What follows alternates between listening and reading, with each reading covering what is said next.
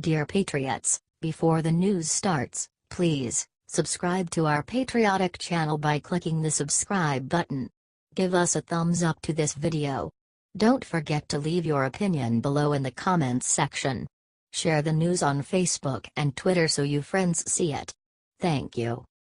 Trump decides on steep tariffs on steel and aluminum imports. President Donald Trump on Thursday ignited a possible trade war by announcing a decision to impose tariffs of 25% on steel imports and 10% on aluminum to protect both industries from unfairly traded imports that the Commerce Department has determined pose a threat to national security. It'll be 25% for steel.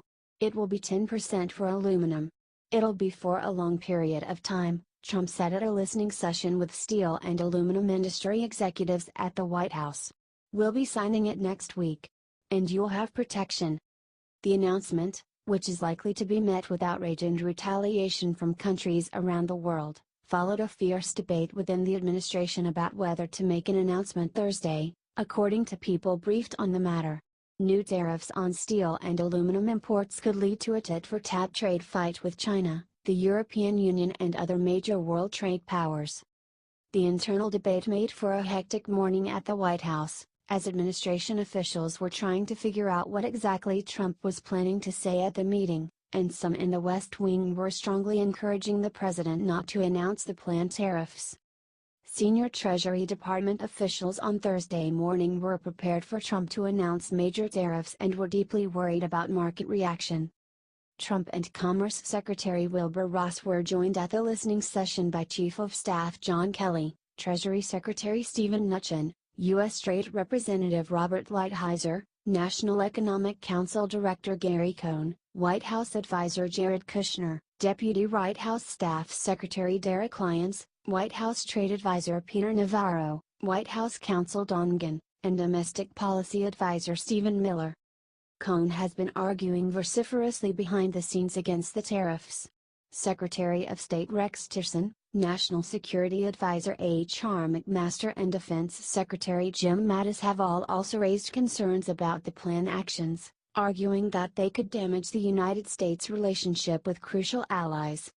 But Trump has long been dead set on imposing tariffs, and he has the support of the trade hawks in his administration, including Navarro, Lighthizer, and Ross. The debate within the administration has raged for months and pitted Trump's top aides against one another. Trump's final decision marks the culmination of a nearly 11-month investigation into whether imports of steel and aluminum posed a threat to U.S. national security. Shortly before he resigned amid domestic abuse allegations, White House Staff Secretary Rob Porter got into a heated argument about the tariffs with Navarro in the Oval Office in front of the president, according to a person familiar with the issue. Cohn and Porter had worked together for months to try to postpone, kill or narrow the scope of the tariffs. Porter organized weekly trade meetings at the White House to discuss the tariffs and other main issues in a bid to give the debate a more formal structure.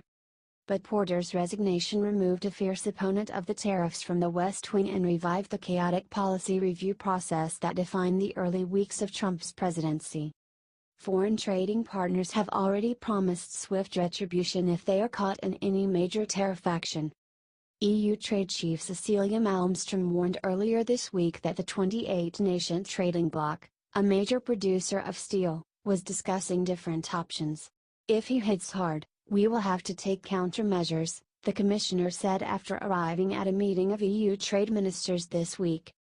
Trump ordered the Commerce Department to initiate investigations last April examining whether the imports posed a threat to national security.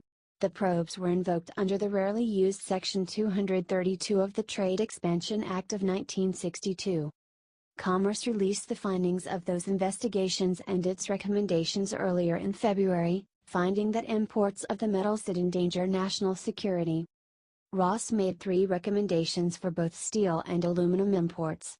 However, Trump could ignore that advice and choose his own options. For steel, the first option is the 24% tariff on all imports. The second would exclude most NATO allies, while imposing a tariff of 53% on imports from a group of 12 countries: Brazil, China, Costa Rica, Egypt, India, Malaysia, Russia, South Africa, South Korea, Thailand, Turkey, and Vietnam. In addition, future imports from those countries would be limited to the amount they exported to the United States in 2017. The third steel option would not impose any tariffs, but would limit shipments from around the world to 63% of each country's 2017 exports to the United States. The three recommended options for curbing aluminum imports follow a similar pattern: a 7.7% tariff on aluminum exports from all countries, a 23.7% tariff on all aluminum products from China, Russia, Venezuela and Vietnam, as well as a quota at 100% of their 2017 shipment levels, or a universal quota that would cap imports from all countries at 86.7% of their 2017 exports to the U.S. Mattis weighed in later with his own memo, where he agreed with the findings of the investigations. But the defense chief cautioned against taking action that could alienate allies. DoD continues to be concerned about the negative impact on our key allies regarding the recommended options within the report, Mattis said in the memo. Mattis also argued that the Defense Department did not believe it was at risk of not being able to get enough steel or aluminum for defense purposes, because the U.S. military's demand for those products is only about 3% of U.S. production. In his memo, Mattis stated a preference for targeted tariffs that would focus on certain countries, rather than a global tariff or quota. He also urged the administration to make clear to domestic steel companies and labor leaders that these tariffs and quotas are conditional, and suggest to them that some action is needed on their part to respond to foreign competition. Chinese President Xi Jinping's top economic advisor Liu He is expected at the White House on Thursday for a separate meeting with Cohn, Lighthizer, and Mnuchin. China has said it would act to protect its economic interests if hit by steel and aluminum tariffs, although U.S. anti-dumping and countervailing duties on its steel exports have already significantly reduced its shipments to the United States. Doug Balmer, Ben White and Lorraine Wohlert contributed to this report.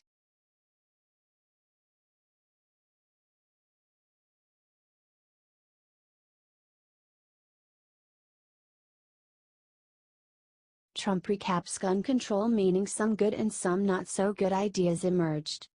President Donald Trump on Thursday offered an online readout of his meeting with lawmakers on gun control held a day earlier, declaring that a bill should emerge from the conversations that have begun in the wake of a mass shooting last month at a Florida high school.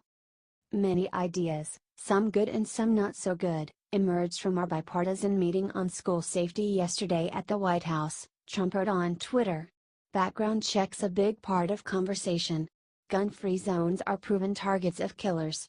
After many years, a bill should emerge. Respect Second Amendment.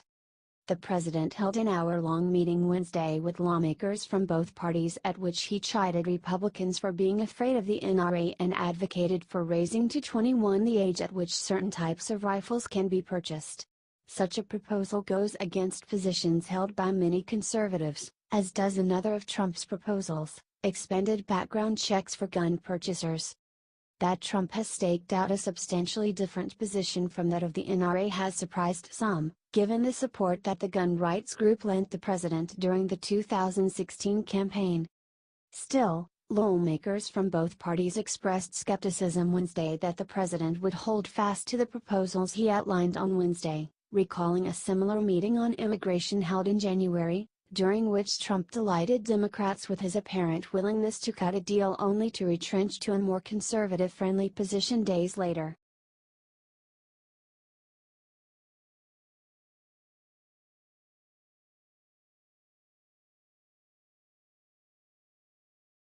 Trump After Dark: The White House is Losing Hope edition. President Donald Trump's right-hand woman is headed for the exit.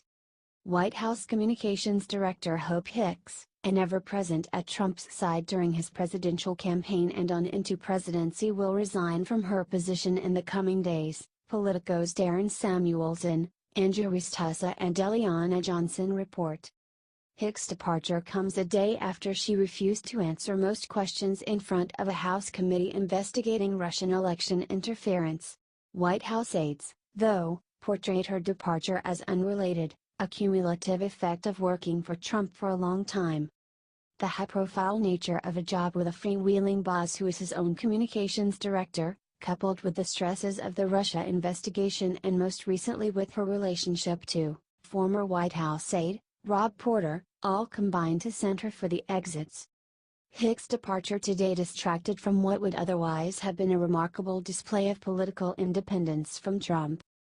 On the same day that students from Marjory Stoneman Douglas High School returned for the first time, Trump appeared to buck his own party and the National Rifle Association in a televised meeting, Politico's Ilana Shore and Burgess Everett report. During an hour-long televised meeting with lawmakers in both parties, Trump stiff-armed congressional Republicans' guns strategy while endorsing some bipartisan ideas Democrats are pushing. Elsewhere in President Trump's orbit. No hope. One lesson of Hicks' tenure at the White House is that President Trump is his own communications director and will consistently leave his staff scrambling to keep up. General discontent. In the day's third biggest story, Attorney General Jeff Sessions defended himself after President Donald Trump lashed into him on Twitter for the way he is investigating allegations of FBI overreach. Self-inflicted? The Washington Post reports that Robert Mueller's investigation is looking closely at a period of time when President Trump appeared to want to drive Sessions from his job at the Department of Justice. Jared not jarred. After his downgrade in top-secret clearance, Jared Kushner showed up to work as usual, projecting an air that nothing had changed. See you in September, a judge set a September 17 start to Paul Manafort's trial on charges brought by special counsel Robert Mueller. Not very Nobel. BBC reports that a nomination for President Trump for a Nobel Peace Prize is being investigated as potentially fraudulent. On goal, ESPN reports that the United States' joint bid with Mexico and Canada to host the 2026 World Cup is in peril, in part because of President Trump's policies. There you have it. You're caught up on the Trump administration. Wednesday is a wrap.